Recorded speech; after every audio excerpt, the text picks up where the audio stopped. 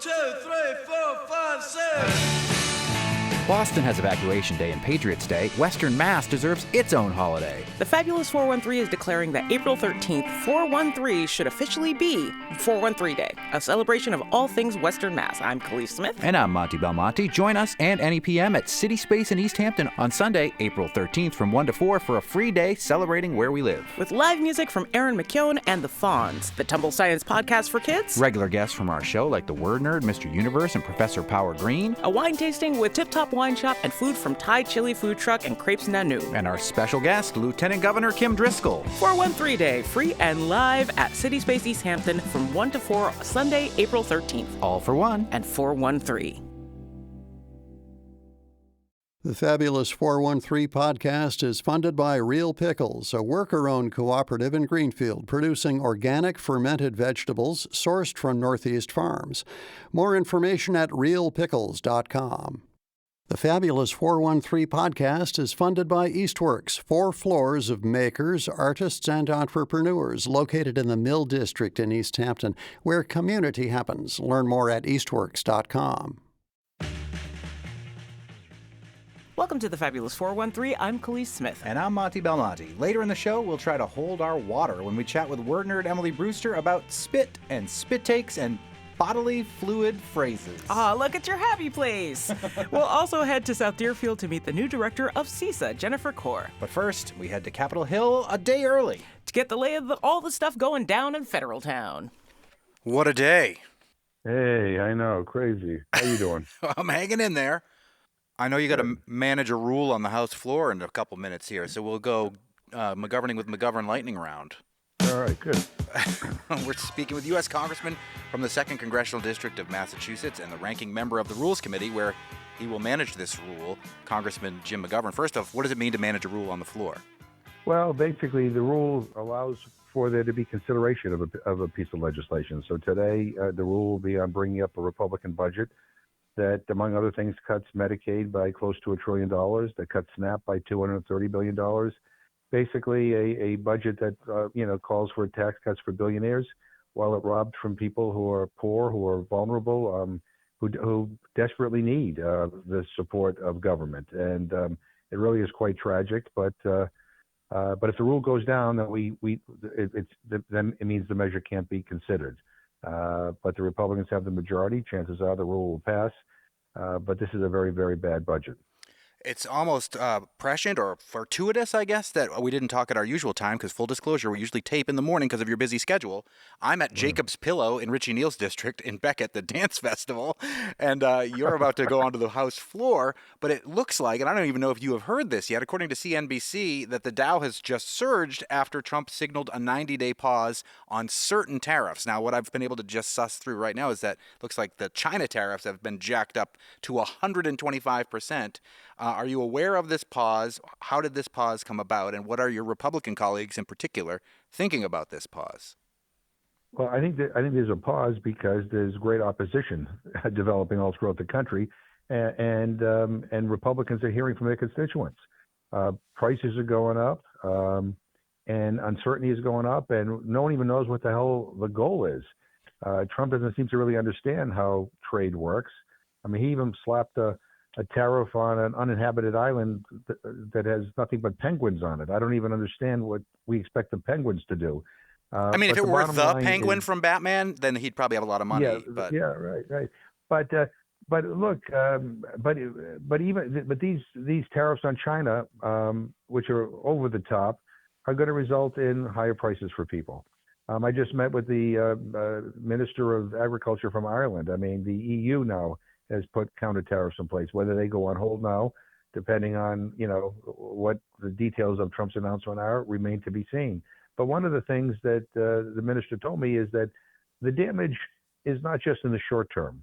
The damage is also in the long term, and that is this results in a loss of trust between a lot of our allies and us. They wonder whether we can be depended upon. They wonder whether this erratic behavior, which kind of came out of nowhere, will happen again.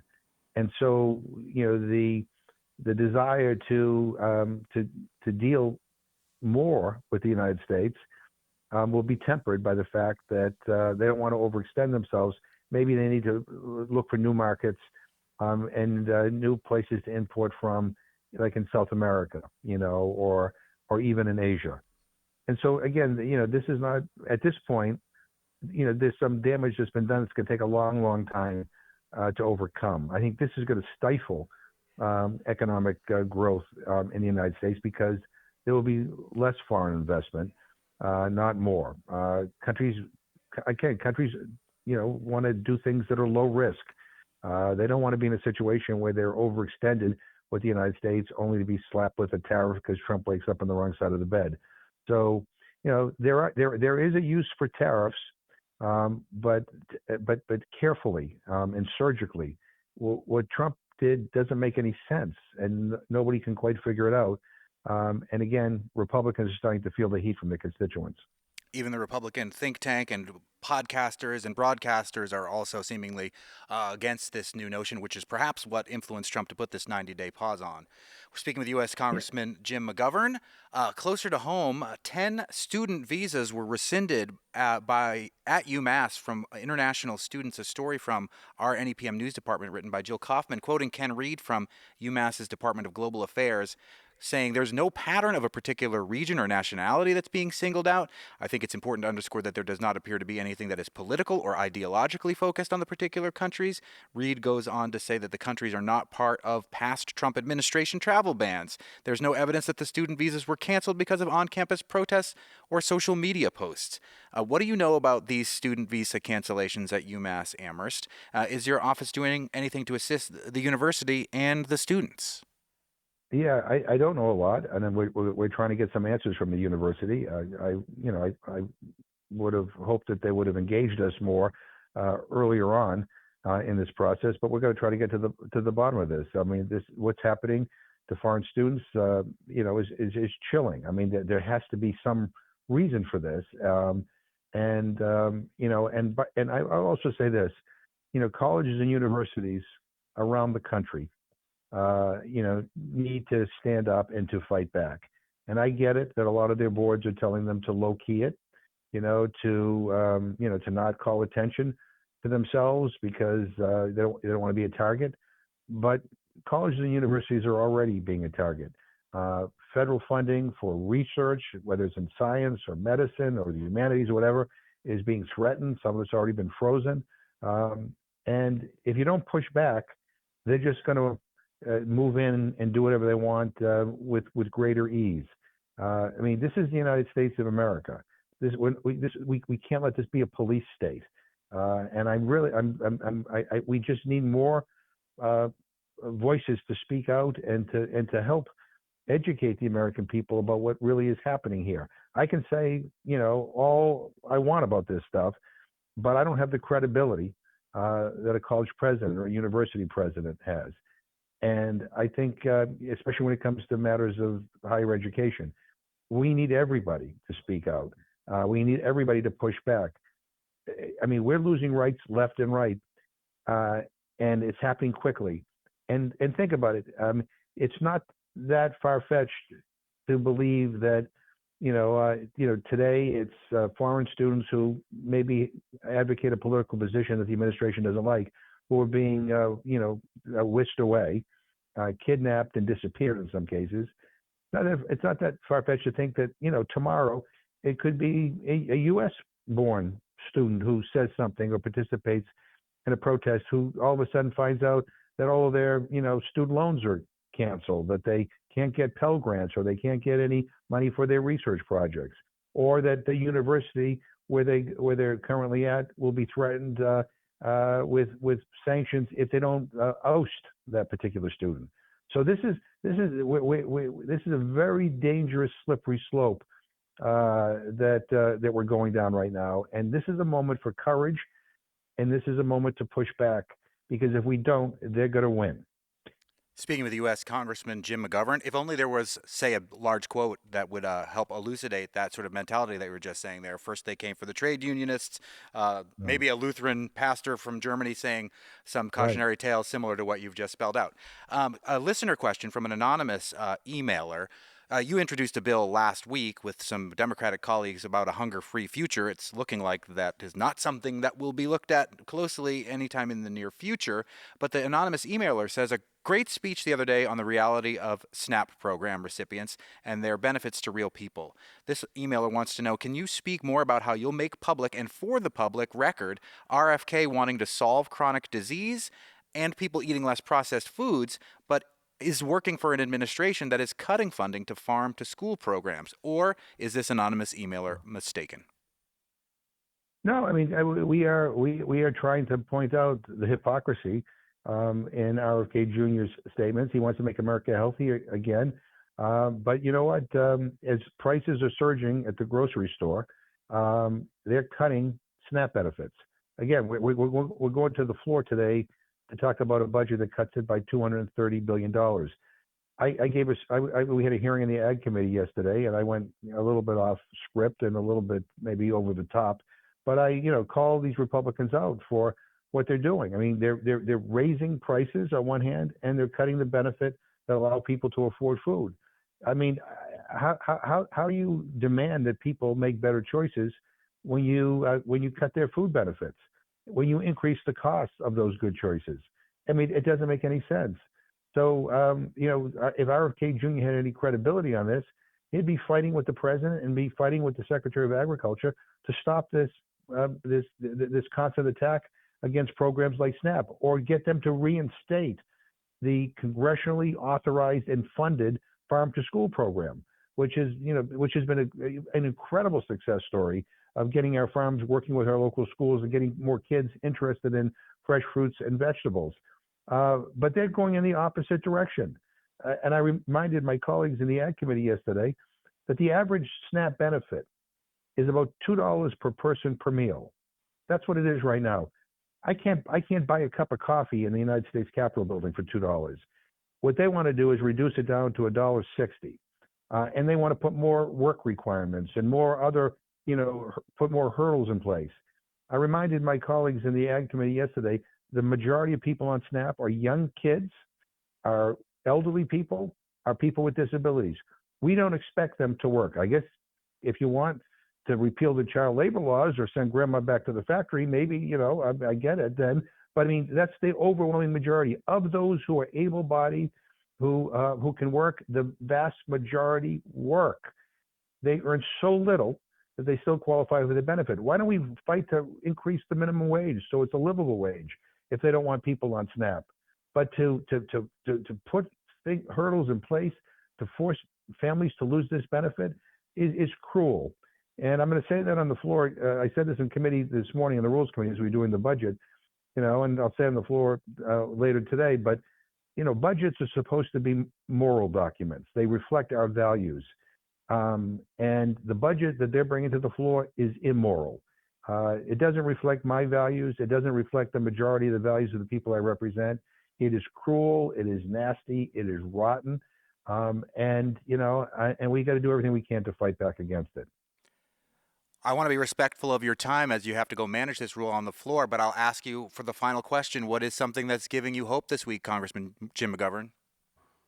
I just met with a group of lawyers from the Mass Bar Association and from various law firms in Massachusetts who came down to say that they're very concerned about the erosion of the rights of individuals in this country, and they're very concerned about law firms caving to the administration's demands, and they want to let me know they're down here to help fight back. And I really that is hopeful. I mean, we need people not to cave.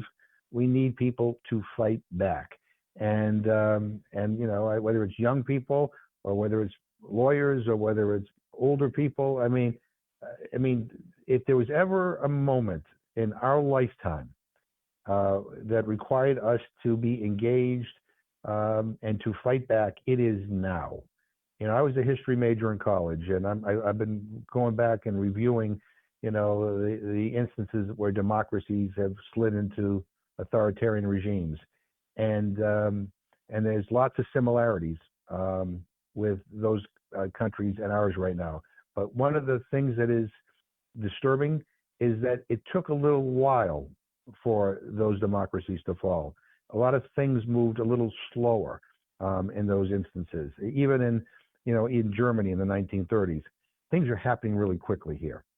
Things are happening really quickly. Lots of stuff is happening every day. It's overwhelming. It's like drinking water from a fire hose.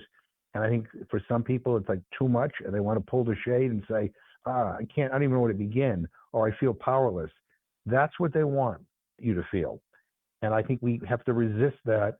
And, this is a time for courage and a time for us to take a stand. And I think this defies politics in terms of Republican versus Democrat. I mean, this is about our country, about our values, and about our Constitution. And so, we can get through this, but these are not ordinary times. These are very unique times, and we need to appreciate that. Well, next week when we have more time, we'll talk a little bit about the potential of invoking the Insurrection Act, which Project 2025 says could be happening as early as Easter next weekend, and what that might mean for the future of democracy and future of protests like we saw last weekend. But we'll let you go manage a rule on the House floor right now, Congressman Jim McGovern. The congressman joins us every week, even fits us in when he's managing rules. And we really appreciate that. If you've got a question for the congressman, send it our way, thefab413@nepm.org, and we'll ask it. Thanks as always, Congressman McGovern. All the best. Thanks. On the way, spit takes and spitting images and a bodily fluid that makes clones. All of these phrases and more with word nerd Emily Brewster. But up next, we'll have you meet the new head of one of our favorite organizations, the new executive director of CISA, Jennifer Kaur. You're listening to the Fabulous 413 on 88.5 NEPM. The Fabulous 413 podcast is funded by Northeast Solar, homegrown in Hatfield, Massachusetts, and providing energy savings for their customers for over 10 years. Learn more at northeast-solar.com. Phil assured me that you are amazing editors, and I am relying heavily on that. He said they'll make it so you don't sound like a total idiot. But the important question is, how do you feel about puns? Because you're going to be subjected to them. It's fine. Yeah. I mean, although catch me up when I'm lost in space. In all the years I've done work with CISA, I have never been inside the CISA offices. For real? For real. Yeah. Welcome. They just take us out to the outside, or they come to our house. Right, they come to the studio, or we go to a barn somewhere, but which is valid. It's what you do as the local hero, folks, community involved in sustaining agriculture. But we are at the offices of CISA in downtown South Deerfield with the new executive director of CISA. What's your name? Oh, my name is Jennifer Kaur. Congratulations. Yes. Thanks. I feel new enough that it's like I'm welcoming you to my housewarming, right? Like you being in the office feels like a... Now I feel bad that I didn't bring a gift. Well, you can give me a plant later. Okay. Jennifer, you have taken over from Phil Corman, who was at the head of CISA for a good long time and was one of our adventurers. And what is amazing to me about stepping into this role is that you are a farmer. That's right. That's how I know CISA. So my husband and I, for 16 years now, have been farming in Warwick, livestock. And we have been, throughout that time, local hero members. So I have this perspective of this very well-functioning, pragmatic organization that's really sort of meeting real needs of farmers. Mm-hmm. And so when the role became available, I was pretty immediately interested for that reason, because it felt like a place that does good and useful work. And I have found that to be true. From both ends now. From both sides, Yeah. You got it. Speaking of both ends. Yes. Oh, no. Sheep. That's what you Yay, sheep! what you are raising, and we're lambing right now. We're done with that, yes. So I think we, in February, do most of our lambing. And now they're like pretty hardy little creatures running around, yeah. The name of your farm in Warwick is? Hetty Bell Farm. Nice. Yeah. Farming is a very particular set of skills, and running a nonprofit organization that assists farmers and intercedes with the federal and state government in many ways is a totally different set of skills. You happen to have both of those skill sets. Can you talk about your background, your non-farming background, and what that brings to CISA? Yeah. And you've got it. There's a very different set of skills. I think one of the realities to relatively small-scale farming is that usually one of the two folks in the family have to work off farm. So that's been the case for us for sure. So throughout our sort of Hetty Bell Farm adventure, I have been working out in the world. Mm-hmm. So I do have a background in agriculture. I actually came into ag through international development. Spent a lot of years abroad, did some research on, interestingly, sort of alternative currency and looking at how that impacts sort of local food economies. This was many years ago, and it feels like a very full circle kind of thing with this role. But yeah, and then came into training kind of new and beginning farmers and was working in a nonprofit, the Farm School in Athol, doing that for a number of years. Worked at the trustees of reservations as their agriculture director for a number of years. We love them, and then they stole. Everyone loves them. And then did they stole a CISA person for that person? We now. did a little bit of a switcheroo, not exact timing, but yeah, we'll call it fair. Like trades during draft season, and it's just like you get all your nonprofits together, and there's a couple of like agents on the free market, and you're just moving folks around between the positions. Yeah, hopefully you get a first-round draft pick next year. They are very lucky to have Wendy, that is for sure. But yes. Yeah, so, and then I worked right before CISA, I was at Wolf's Neck Center for Agriculture and the Environment up in Freeport, Maine. Mm-hmm. Lots of work that overlaps with what we do here at CISA. When you came to the area, how did you initially find out about CISA to get involved? Because you came from Oregon, right? I came from Oregon, and that's a great question. You know, one of the things that I think just is true about CISA is that there is this reputation that exists in terms of like an organization that just gets things done, elevates farmers, helps ease the process and the viability of farming here. And so they were a pretty clear resource for us from the very beginning. Again, like through the Local Hero membership, but also the workshops and the technical assistance, that's the kind of support you need to get a farm off the ground. And it turns out it's sort of the kind of support that remains valuable throughout, right? So there's different sort of chapters in the maturation of a farm business. And the programming here really is supporting and undergirding farms throughout that.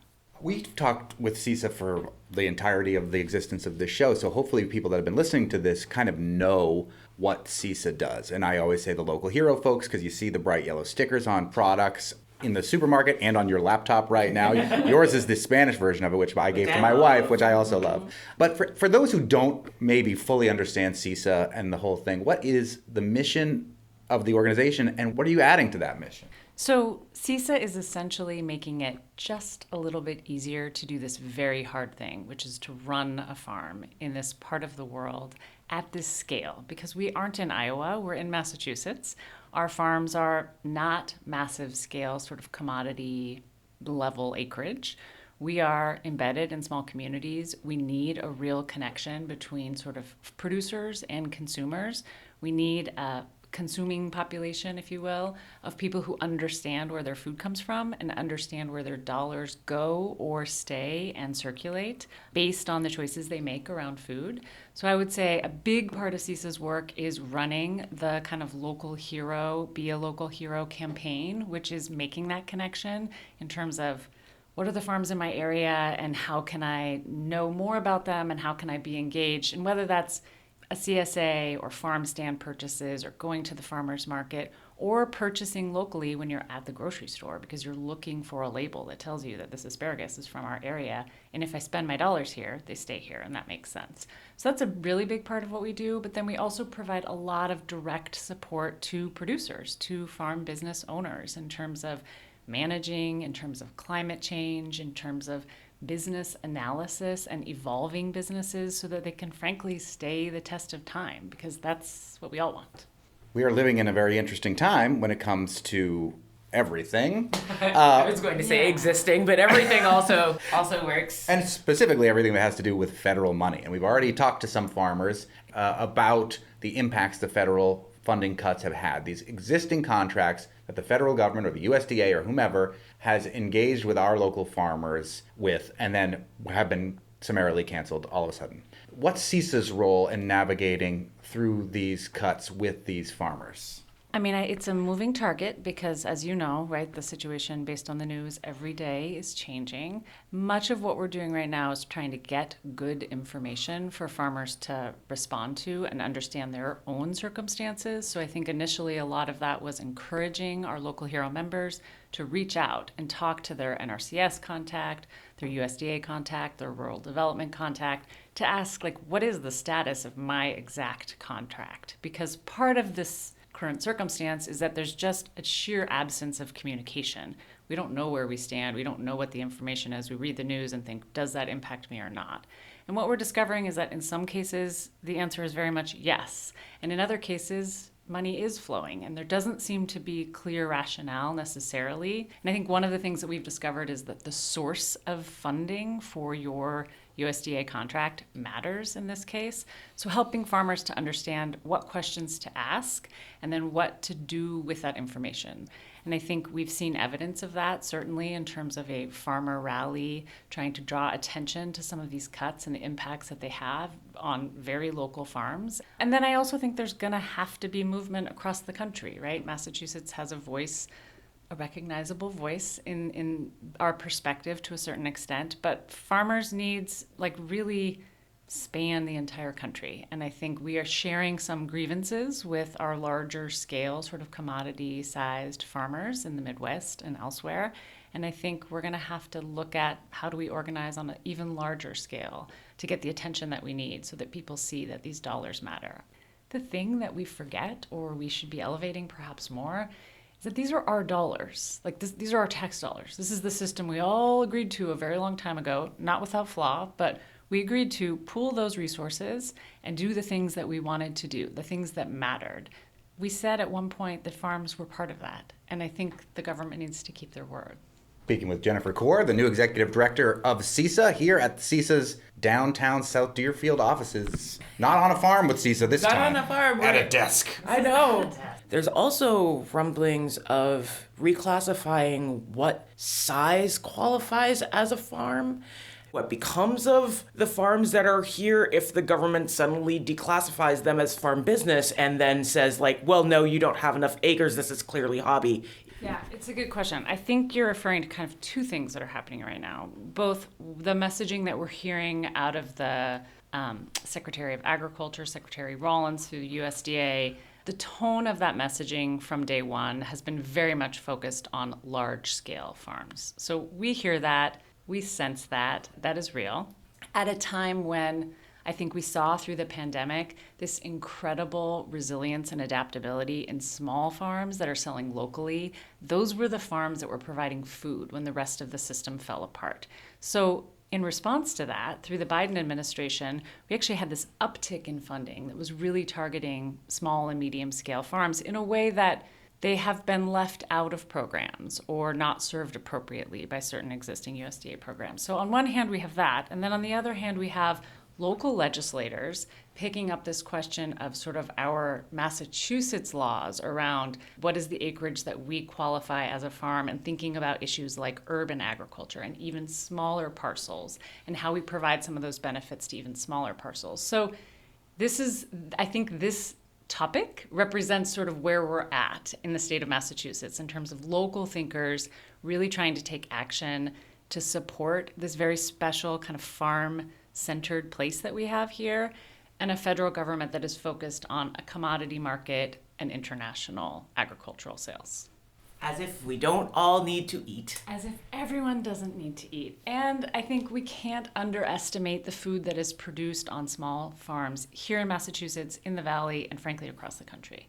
Another big issue that CISA has dealt with over the years is climatological disasters. This is something that I think CISA got involved in when Irene hit, but has really stepped up since then and has continued. And we saw 2 summers ago the massive floods.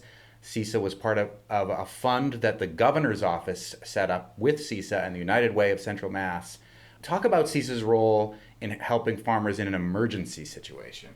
Yeah, so I guess the first thing that I think is important to say is that farmers are absolutely at the forefront of climate change. They see changes in their fields, they're interacting with these changes and trying to manage for them on a daily basis.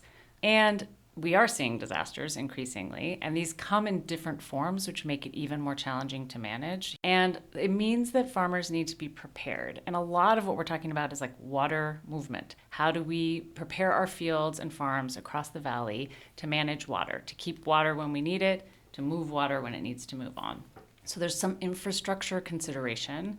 And then there's overall sort of climate practice, awareness, and support. It takes risk to engage in new growing practices, and we want to be supporting farmers in that engagement.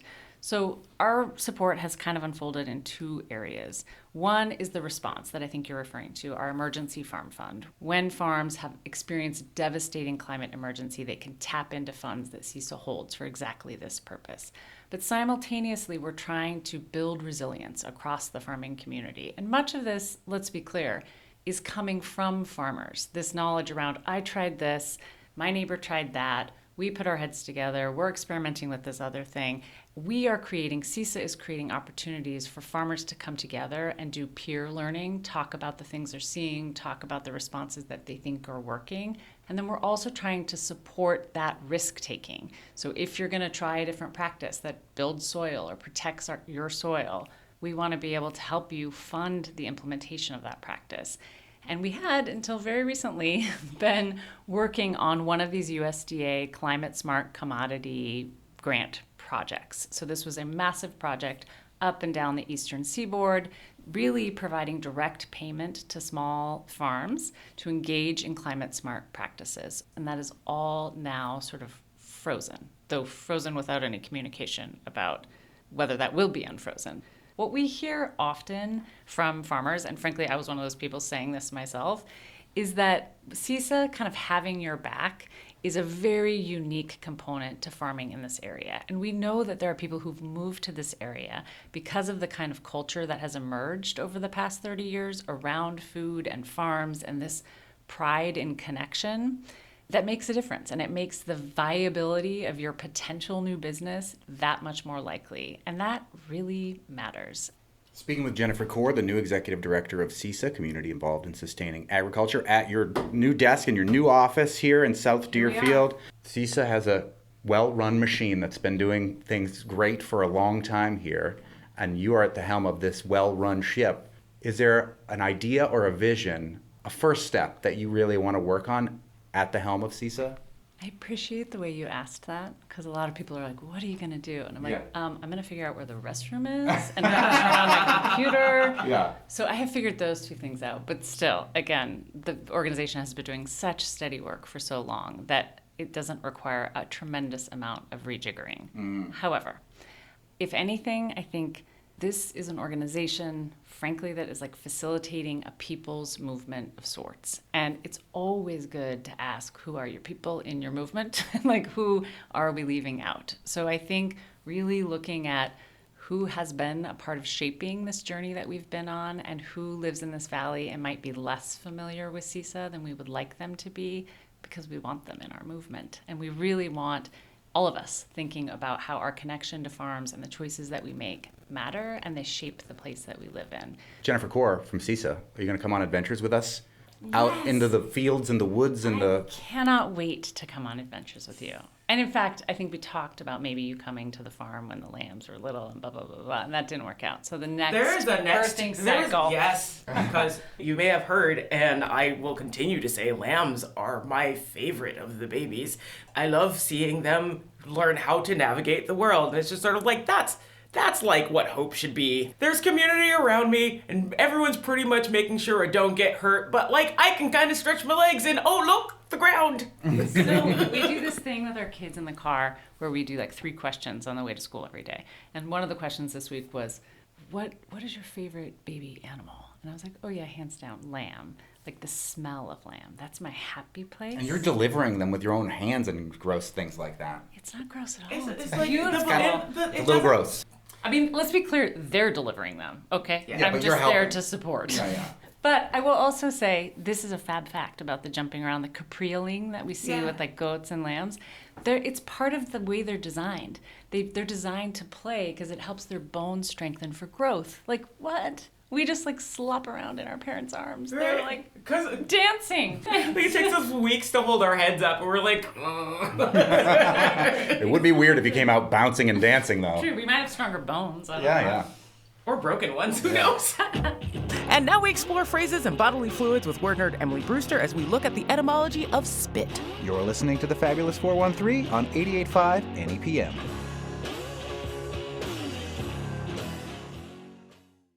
The Fabulous 413 podcast is funded by Window World of Western Mass, a local family business with experienced craftsmen offering wood, vinyl, and composite windows. WindowWorldofWesternMA.com. Emily Brewster, resident wordster from Merriam-Webster, our dictionary in Springfield, and stage star of the fabulous 413's 413 Day at City Space in East Hampton this Sunday, 1 to 4. Full disclosure, we didn't mean to rip you off, Liz Rosenberg from the Toy Box, who has their own 413 Day celebration, despite the fact that we had heard about it in the past in passing. We weren't stealing from you. It's like Easter. Tons of people are going to celebrate it in their own way next weekend. And frankly, you can hit both. Yeah. It's only 25 minutes between Amherst and East Hampton, and our thing is 3 hours. Yeah. You can come for some of it. Yeah, and they've got go to toys and Amherst. we don't, and, you know, we've got a word nerd and they don't. Yep. So we can make it fun for everybody. You can celebrate all across the county. I may go hit up the toy store. Yeah, I please. mean, Well, after, you got to come be on stage with us. Or so. before. I Yeah. think their thing starts earlier than ours. You can hit it all. The more, the better. Exactly. And maybe we'll get a hint about what you want to talk about there. Or are you going to sing? I am not planning on singing. Okay, just checking. I mean, if you wanted to do a duet, I would do a duet. Well, that would be great. Next time we'll have karaoke. Don't go breaking my heart. I couldn't if you tried. I knew you'd get in there. But what are we going to talk about today, Emily Brewster? Spitting? Nobody knows it. Nobody knows it. Right from the start. I give you my heart. Wow, that escalated quickly. You brought this on. I know. Just applauding over here. That was brilliant. We're talking about spit. Nice. Yeah, yeah. I was thinking about the term spitting image. Right? If someone is the spitting image of someone, and just thinking about, like, what does that mean? Why is it a spitting image? A spitting image is one that looks very much like another thing, right? It's like identical. Oh, this child is the spitting image of her dad. And why do we not see spitting as adjective just about anywhere else in that way? Yeah. It's only spitting image. Yeah. It's not, spitting on its own means something completely different. Or spitting journey is mostly about phlegm, like spitting, like other things is always about the spit itself as opposed to the likeness. Yeah. Right. Well, before the term spitting image existed, the original was spittin' image, like rhymes with mitten. Spittin' image. So that's not just Okay. like dropping the G to make it sound more folksy. Well, it's thought to be a kind of smushing together of the phrase spit and. The spit and image. The spit and image. Okay. Because the word spit had this meaning of perfect likeness. Spit, the other meaning I can think of is like you're roasting pork. Yeah, that's what I was thinking too. So I thought maybe we're Right. going down that road, but I guess not. No, we are not going down that road. Right, and just to be clear that they're etymologically two distinct spits that we're dealing here with. The slender rod for cooking is one, and they're both Germanic. That one comes from Old German, originally Old High German, a word spitz or spitzy, meaning pointed. Nice. Yeah. Spitzy. Spitzy, yeah. And then the spit that we're more familiar with, that is more of a bodily thing, also comes from the Germanic half of the language, but it comes from the Old English word spitan, meaning to spit. Now, spit, the noun spit, you need a napkin or something, that is from the 14th century. And before we called it spit, we called it spittle. I feel like people still call it spittle Yeah, sometimes. yeah, still use Yeah, spittle. yeah. Yeah, if you said spittle, I would know what you were talking about. Yes. Right. So spit, and spittle all are as old as the language itself. Like before 12th century. They date to the very earliest days of English, but they are etymologically distinct, the cooking one and then the bodily one. Well, I mean, when you speak it in German, it creates a lot of spit. So you need to figure out how to talk about it. Flugzeug! Überraschung! Schmetterling! In the early 19th century, we would use the word spit to just refer to someone who looks very much like another person. So here's an example from a publication called the Newgate Calendar. She was brought to the bed of a daughter, his acknowledged child, but according to the report of the nurse, the very spit of the old captain. Is that the first known use of this? It's one of them. Okay. It's one of them. Just an example of the word spit having nothing to do with image, but it's the word spit being used to mean likeness. Okay. And then that got joined with and image, which is really sort of just an emphatic way of clarifying, I guess, what the spit is in this case. Right. So then it became the spit and image of someone else. And then that got shortened to spittin' image, the spittin' image. And now we have the spitting image. But we also sometimes have the splitting image. Oh. Have you ever heard that? No. Is that just a malapropism? That's Yeah. what I was thinking. Yep. It's just a malapropism. I mean, that doesn't mean it won't eventually become more established. But I like that one in part because it sort of it makes sense in a kind of embryonic way. As They've if been the person has cloned. metastasized. The splitting image. Well, now that we have Right. dire wolves again, they are the I mean, spitting ostensibly this and splitting image of this 12,000-year-old previously extinct type of wolf. Right. or at least what they think it looked like. Yeah, I guess so. George R.R. Martin is psyched. That's all I know. Wait, but it has to be what it looked like, right? Not necessarily. Like because they're going on description instead of actual. Like what they did was play up the characteristics that are in gray wolves that are in descriptions they've read of dire wolves, as opposed to actual DNA. From what I understand of it, am I wrong about this? Yeah, I think so. Okay, because that's how it's being reported. Sounds like the spitting image of a dire wolf and not the splitting image Yeah, of a I think dire wolf. there is. Yeah, scientists revive the dire wolf or something close, is the New York Times headline. So we're in the gray area here. But back to spit. So I was thinking about spitting image and how funny that is, right? And I always like what the old words are and what they mean. But then more recently, this is, I don't know, not very long ago now, we entered the term spit take in the Merriam-Webster.com dictionary just in 2019. And I remember when that term was first, it suddenly seemed like it was everywhere. It was just one of those terms, like, oh, I did a spit take. So, like I saw this funny meme and I spit out my coffee. I did a spit take. Yeah. But before you tell people what you're offering, I'm feeling a little parched, and I think I might get a little sip of water here. Please tell me what I'm offering. One lucky winner is going to spend an entire episode of The Late Show under your desk. So we were writing about that word back in 2016, and then it was in by 2019. But do you know how old it is or where it comes from? Do you know the I feel history? like it's way older than that. I mean, the comedic gesture is certainly way older than that. Exactly. When something funny happens or shocking and you spit out whatever is in your mouth, it's funny almost every time. Yes. And it seems like, you could watch black and white TV and see that sort of thing happening. So, but I don't know when the word would have come, spit take. Right. Well, right, because originally it was called a spit gag. Ah, okay. Which also makes sense, right? Yes. Oh, it was a spit gag. Yeah, and gag spit. Something can happen either way. Which makes me feel like it's connected to film in some way because of the take part. Ah, yes. Yeah, and you're right. That the take is. But originally it was a spit gag. And the whole shtick, or at least people talking about the shtick, is something that dates to vaudeville times. And it was especially associated with Danny Thomas, who was after vaudeville. But yeah, so he kind of popularized it. Sorry you're offended, Father. I'm not offended. And I don't want to hear any more of this highfalutin talk either. My little tumble apart. Right, so the take part is the same take that we have in double take. Right, it's like a second glance, I did a double take for You listeners. did. Yeah, You did. You couldn't see me do that, listener. Right, Is it if you because had you done a spit take, Here, I'll you do it might have again. been able to. See? Is it because you saw a spitting image of something? Yeah, right? See the spitting image. It makes me do a double take and a spit take. So the gag comes first. The term gag, right. I mean, the Spit phenomenon gag. itself comes first, right? And Right. who knows? Maybe they were doing spit takes in ancient Greece. Who knows, right? Like, we really don't know. But I'm just interested in the lexical history. I and feel so- like they would have a prettier word for it than spit take. I don't know. I don't know. Greek always seems prettier to me than the Germanic stuff that we've come to have. Kugelschreiber! That one makes sense because it uses spit in the fluid sense of it. Right. But we still really haven't gotten to the bottom of why did they start using spit to mean likeness or look like in Yeah. the first place? Do we even know? We do not know. That's It's just a mystery. it's still a mystery. Yeah.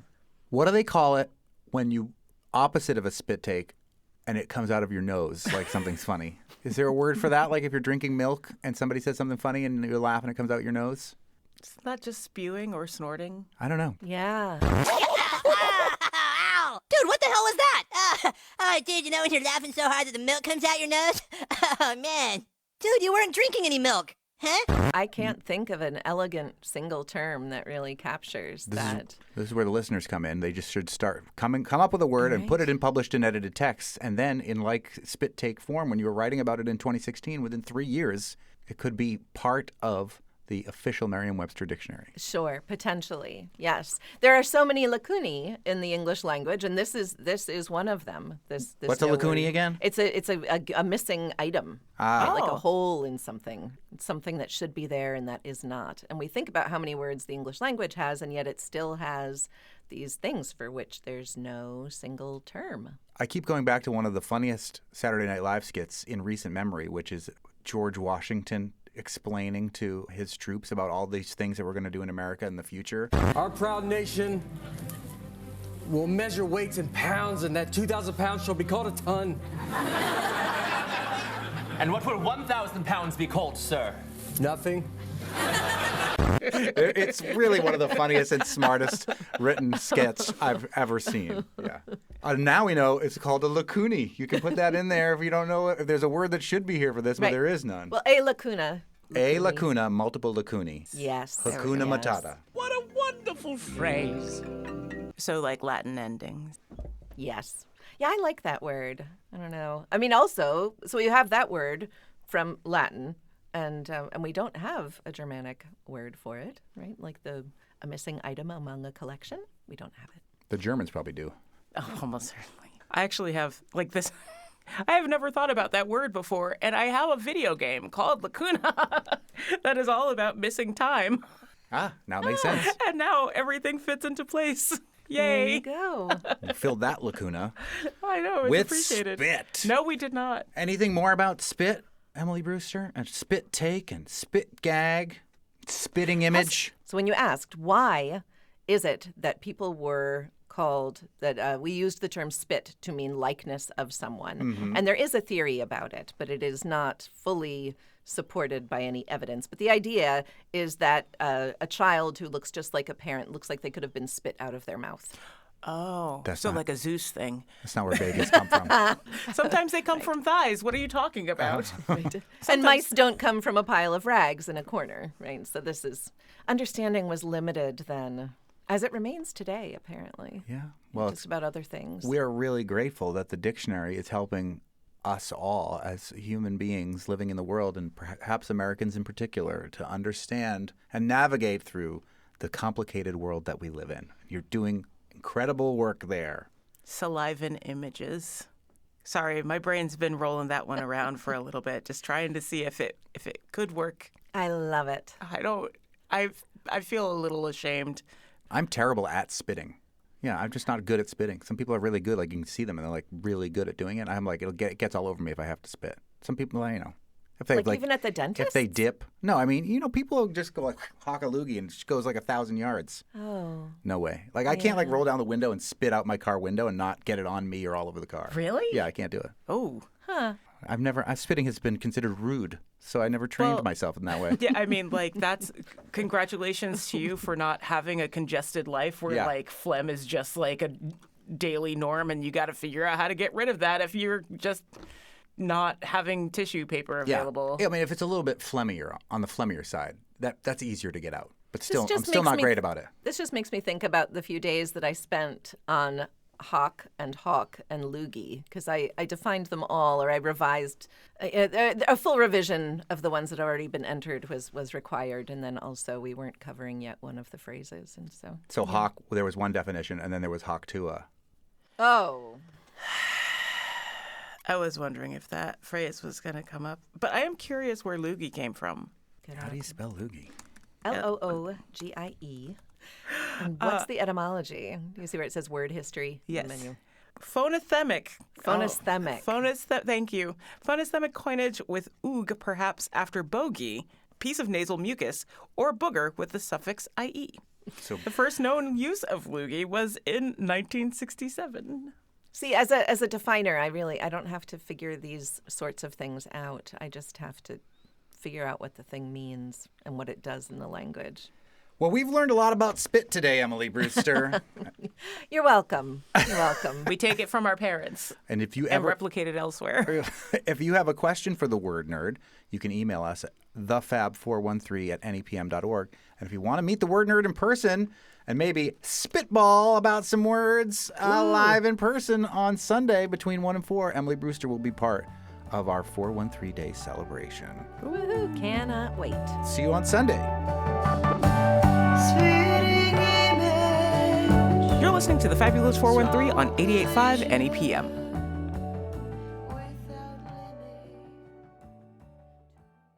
The Fabulous 413 podcast is funded by the Handle Factory Community Clay Studio in Shelburne Falls, offering youth summer programs and spring adult classes in pottery and sculpture. HandleFactory.com. The Fabulous 413 podcast is funded by UMass Amherst School of Public Policy. Admissions now open for graduate programs in 2025. Learn how to become a changemaker at umass.edu/SPP. On the next Fabulous 413, we'll head to an incredible resource just on the edge of the Berkshires that has been bringing pioneers in dance to the area as well as getting the community in motion. We head to Beckett to take a tour of the grounds at Jacob's Pillow, where we'll hear from director Pamela Taggi about the lessons learned in her decade at the helm. And from Norton Owens, curator and archivist who's been honored for his 5 decades at the festival. We'll discover more of what the 2025 season has in store with producing director Holly Jones. And hear an exciting announcement about the grounds as well as they prepare to open to the public and bring dance of all varieties to Western Mass. And hopefully get to go digging through all the films they have in their archive because it's really cool there. Maybe they'll show us a couple cool dance moves too. That would be awesome. And don't forget, this Sunday is 413 Day, April 13th, and we're celebrating all things Western Mass at City Space in East Hampton. Our guests of honor will be the Lieutenant Governor Kim Driscoll, as well as East Hampton Mayor Nicole LaChapelle, and music from Aaron McKeown, Sylvie's OK, and the band you're hearing now, The Fawns. I'm Monty Belmonte. I'm Clay Smith. We'll see you tomorrow on The Fabulous 413.